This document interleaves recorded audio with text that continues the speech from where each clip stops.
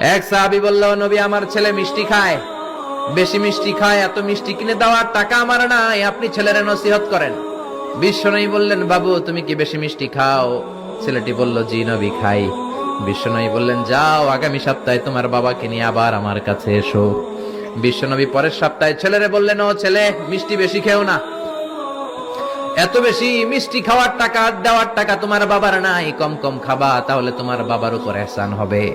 ছেলের বাবা বলল, নবী এই কথা তো গত সপ্তাহে বলতে পারতেন। বিশ্বনবী বললেন, কেমন করে বলি, কারণ আমি নবী তো মিষ্টি পছন্দ করি।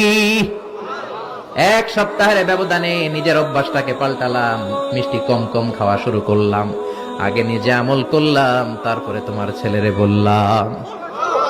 সুবহানাল্লাহ। বাড়িতে যে কি রহমতের নবী, কি বরকতের নবী, নিজে কিছু আমল না করে অন্যরে বলতেনই না। সুবহানাল্লাহ।